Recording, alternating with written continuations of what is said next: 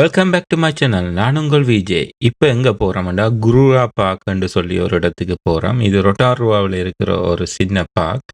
இங்கே என்ன ஸ்பெஷல்னு சொல்லி சொன்னால் தேர்மல் பூல் பார்க்கலாம். இப்போ நீங்கள் பார்க்குற பூல் இது தேர்மல் பூல். தேர்மல் பூலுண்டா என்ன மீனிங்னு சொன்னால், இந்த பூல் எப்போவுமே வெப்பமாக இருக்கும்.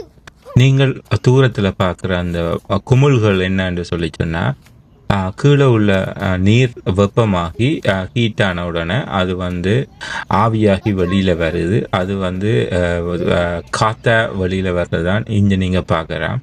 இந்த ரொட்டாருவா ஃபுல்லாயே நிலத்துக்கு கீழே வோல்கனோண்ட லாவாஸ் அல்லது லாவாஸ் இருக்கிறதா சொல்லப்படுகிறது. இது ஒரு வோல்கானிக் நேஷன் தான் இந்த நார்த் ஐலாண்ட். எங்கே போனாலுமே நீங்கள் இப்படியான ஒரு நேச்சரான இதை பார்க்கலாம். நான் சொல்கிறது உங்களுக்கு எப்படி விளங்கப்படுத்துகிறேன்னு சொல்லுது அடுத்தடுத்த வீடியோவில் நீங்கள் பார்க்கலாம்.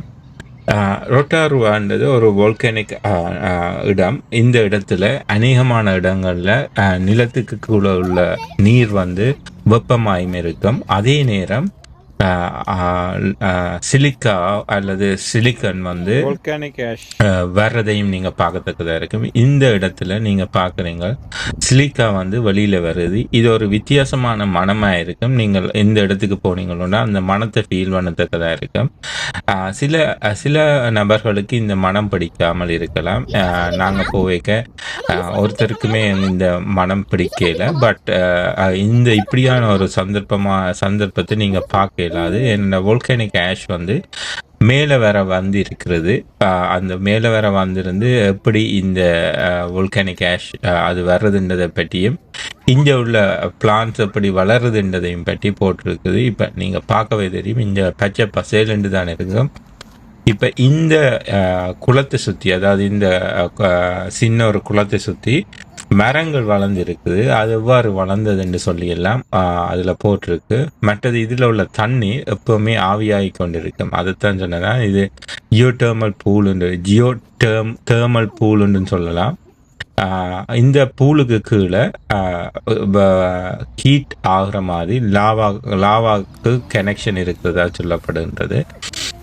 இந்த பார்க் ஃபுல்லாயே சுற்றி நடக்க எல்லா இடங்களும் அவைகள் கவர் பண்ணி வச்சிருக்கிற எல்லா இடங்கள்லையுமே வெப்பம் வெளியில் கொண்டிருக்கிறத பார்க்கத்தக்கதாக இருந்தது. சில அந்த குட்டைகளோ இந்த குளங்களோ என்று சொல்லப்படும் இந்த இடங்கள் 100 டிகிரி வெப்பத்திலையும் இருக்கும். அப்படி 100 டிகிரி வெப்பத்தில் இருக்கிறத பார்க்கத்தக்கதாயும் இருக்கும். அதே நேரம் நீங்கள் ஃபீல் பார்க்கத்தக்கதாயும் இருக்கும். சில இடங்களுக்கு பக்கத்தில் போனால் ரொக்குகள் நல்ல ஹீட்டாக இருக்கும். சில இடங்களுக்கு பக்கத்தில் போனால் அதில் உள்ள தண்ணீர் கொதிச்சு கொண்டு இருக்கிறதையும் நீங்கள் பார்க்கத்தக்கதாக இருக்கும். இப்போ இந்த தண்ணீர் கொதிச்சு கொண்டு இருக்கு. இந்த தண்ணி கொதிக்குத மீன் அது 100 டிகிரி செல்சியஸில் இருக்குதுன்னு தான் அர்த்தம். இப்போ நீங்கள் ஏதாவது ஒரு பொருளை போட்டாலோ அதுக்கு கிட்ட போய் எடுக்கிறது தவிர்க்க வேணும். ஏனென்றால் சிலிக்கா இருக்குது. இந்த சிலிக்கா சில நேரங்களில் ஸ்கின்னில் ஏதாவது இஷ்யூ வந்துச்சுன்னா அதை ரீட் பண்ணுறதுக்கும் பயன்படுத்துகிறவை. இந்த வோல்கானிக் ஆஷில் இருந்து வர்ற இந்த மட்டு எடுத்து சில ஆக்கள் இந்த மட்டு எடுத்து ஸ்கின் ட்ரீட்மெண்ட்ஸுக்கு யூஸ் பண்ணுறவை. அதுக்கு அடுத்ததான் நாங்கள் இப்படியே போய் கொண்டிருக்கோம். சில ரொக்குகளுக்களால் புகை கொண்டிருந்தது.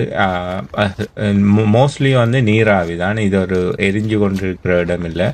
பேசிக்காக என்ன நடக்குதுன்னா, மழை பெய்யக்க மழை தண்ணீர் கீழே போய் லாவாவோட கனெக்ட் பண்ணி அந்த தொடுகை உரைக்கையோ அல்லது லாவாண்ட வெப்பத்தால் அந்த மழை தண்ணி ஆவியாகி மேற்பரப்புக்கு வரும். அப்படி ஆவியாகி மேற்பரப்புக்கு வர்றது எல்லா இடங்கள்லையும் வராது. சில அந்த துவாரங்கள் உள்ள இடங்களில் மட்டும்தான் மேலே வரும். அப்படி வர்ற இடங்களை தான் நீங்கள் பார்க்குறீங்களா, அதுதான் கனெக்ட் பண்ணி இப்படி வெளியில் ஆவி கொண்டிருக்குது. எல்லா இடங்கள்லையுமே இவ்வாறு வராது. இந்த ஏரியா ரொட்டாருவான்ற இந்த ஏரியாவில் கன இடங்கள் இப்படி நீங்கள் பார்க்கலாம். அல்லது இந்த ரீஜனு, இந்த வோல்கானிக் ரீஜன் என்று சொல்லப்படுற இந்த ரீஜனிலேயே நீங்கள் கன இடங்களில் இவ்வாறான வழியில் நீராவி வர்றதோ அல்லது தண்ணி கொதித்து எழும்பி வர்றதையும் நீங்கள் பார்க்கத்தக்கதாக இருக்கும். இந்த நார்த் ஐலாண்டுன்றது ஒரு வோல்கானிக் ரீஜன். நார்த் ஐலாண்ட் ஃபுல்லாயே ஒரு வோல்கானிக் ரீஜன். இந்த கணக்கு ஆக்டிவ் வோல்கனோஸும் இருக்கிறது. கிட்டடியில் நீங்கள் அறிஞ்சிருப்பீங்கள் ஒயிட் ஐலண்ட் ஒரு இடத்துல இன்சிடென்ட் 2019 நடந்தது. அந்த இன்சிடென்ட் நடக்க இங்கேயுமே இந்த கீழே இருந்து தண்ணி வெளியில் வந்த வீதம் கூடவாக இருந்ததாக இங்கே உள்ள மக்கள் சொல்லினேன். அப்படியே நடந்து கொண்டு போனால் போல் ஒரு பெரிய ஒரு குளம் மாதிரி ஒன்று வந்தது. அந்த குளத்தில் ஃபுல்லாகி ஆவியை நீராவி வர்றதை பார்க்கத்தக்கதாக இருந்தது. அந்த பார்க்கையுமே இது வந்து ஒரு ரியலாக இருக்குதா அல்லது இது ஆர்டிஃபிஷியலாக இருக்கிற மாதிரி இருக்கும். ஆனால் இது ஒரு ரியல். இப்போ நீங்கள் தூரத்தில் பார்க்குறதோ பக்கத்தில் பார்க்குறதோ இங்கே பார்க்குறதுமே நீராவி போகுது. இந்த குளத்தில் நீங்கள் குளிக்க இயலாது. ப்ளஸ் இந்த தண்ணீரின் வெப்பநிலை 100 டிகிரி செல்சியஸில் மேற்பரப்பு வெப்பநிலை இருப்பதாக அதில் போட்டிருந்தது. மக்கள் எவருமே இந்த தண்ணீரில் போய் டச் பண்ண வேண்டாம்னு போட்டிருக்கு. சிலிக்கா மற்றது சில நச்சுத்தன்மையான பொருட்கள் இருக்கலாம் என்று அவைகள் சொல்லினேன். அதுதான் இந்த ஏரியாவை நீங்கள் பார்க்கலாம். இது ஃப்ரீ ஆக்சஸ். அநேகமாக நியூசிலாண்டில் எந்த இடங்கள் போனாலுமே காசு பே பண்ணி தான் போகணும். ஆனால் இந்த இடம் மட்டும் ஃப்ரீயாக பார்க்கத்தக்கதாக இருந்தது. ஹோட்டல்லேருந்து நீங்கள் வலிக்கிட்டு போய் இதில் காரை பார்க் பண்ணிவிட்டு நார்மலாக ஒர்க் பண்ணி பார்க்க ஒரு அருமையான இடம். இப்படியான இடத்தை நீங்கள் வேறு எந்த நாட்டிலையும் பார்க்குறது அரிதாகத்தான் இருக்கும். இப்போ நாங்கள் போய்க்கு இந்த சின்ன ஒரு ஆறு மாதிரி போய்கொண்டிருக்கு. இந்த ஆற்றில் பார்த்தால் தெரியும் சிலிக்கா படிவங்கள் இருக்குது. இதை பற்றி விரிவாக நாளைக்கு இன்னொரு இடத்துக்கு போகிறேன். அந்த இடத்துல கைடட் டூர் செய்ய போகிறது பிளான் இருக்குது. அந்த கைடட் டூரில் என்ன சொல்லினேன்னு சொல்லி இந்த சிலிக்காவை பாருங்க அப்படி படிஞ்சிருக்குன்னு சொல்லி. சிலிக்கா படிவுகள் மட்டுமில்லை, இந்த தண்ணீருமே மிகப்பெரிய ஒரு வெப்பத்தோடு தான் போய்கொண்டு இருக்குது. இந்த தண்ணீரில் மீனோ அல்லது ஏதாவது உயிரினங்கள் வாழ மாட்டுது அல்லது இந்த வெப்பநிலையில் வாழத்தக்க உயிரினம் மட்டுமே இருக்கும். இந்த மரங்கள் எவ்வாறு வளருன்னு சொல்லிச்சோன்னா இந்த மரங்களுக்கு வர்ற தண்ணீர் வந்து கீழால வரைக்கும் அதன் வேர் போகிற இடங்கள் சில நேரம் குளிர்மையாக இருக்கும் என்று சொல்லப்படுகின்றது. ஆனால் இந்த மரங்களும் இந்த வெப்பநிலைக்கு இசைவாக்கம் அடைந்திருப்பதால் தான் இந்த மரங்கள் வளர்வதாக இருக்குது.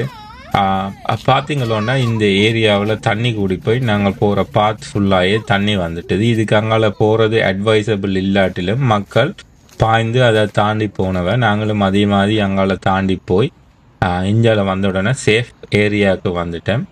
இந்த ஏரியா ஃபுல்லாகவே ஒரு ஆவி பறந்து கொண்டு இருக்கிற ஒரு ஏரியா மாதிரி தான் இருந்தது. மற்றது இங்கே மனம் அந்த சிலிக்கான மனம் கன்சன்ட்ரேட்டடாக இருந்ததால் சுவாசிக்கிறது கொஞ்சம் கஷ்டமாக இருந்தது. இங்கே உள்ள மக்கள்கிட்ட கேட்டு பார்க்க அது ஈஸியாக இருக்குமென்னு சொன்னவ. இது சுவாசிக்கிறதுல ஒரு டிஃபிகல்ட்டி அவைகளுக்கு தெரியாது சொன்னவ. சில மக்கள் இந்த வெப்ப நீரை வைத்து வின்டருக்கோ அல்லது சம்மரில் வந்து குக்கிங்கும் ப்ளஸ் வின்டருக்கு வந்து இதை ஒரு ஹீட்டிங் சோர்ஸாயும் பாவிக்கிறதாக சொல்லப்படுகின்றது. இப்போ இந்த ஏர்பனைசேஷன் வர்றதால இப்படியான தண்ணீர் அது வெப்பமான தண்ணீர்கள் வந்து வெளியிலே வராமல் அதன் நீர் போகிற திசைகள் மாறுறதால இந்த இயற்கை வளங்கள் இல்லாமல் போவதாக அங்குள்ள மக்கள் சொல்வதாக சொல்லப்படுறது. அதாவது ஹோட்டல்ஸ் கணக்கு இங்கே கட்டின ஏர்பனைசேஷன் நடக்க கீழே வந்து ஸ்ட்ரக்சர்ஸ் போட்டோன்னே பேசிக்காக இந்த ஆவி வர்ற திசையெல்லாம் மாற்றுதுன்னு அதால் இந்த இயற்கையான இந்த இது குறைவதாக சொல்லப்படுகின்றது. எனிவே இந்த வீடியோட கண்டென்ட் பிடிச்சிருந்தா இந்த வீடியோவை லைக் பண்ணுங்க, கமெண்ட் பண்ணுங்க, உங்களோட ஃப்ரெண்ட்ஸ் அண்ட் ஃபேமிலியோட ஷேர் பண்ணுங்க. இன்னும் ஒரு வீடியோவில் உங்களை சந்திக்கும் வரை உங்களிடமிருந்து விடைபெறுவது நான் உங்கள் விஜே. நன்றி.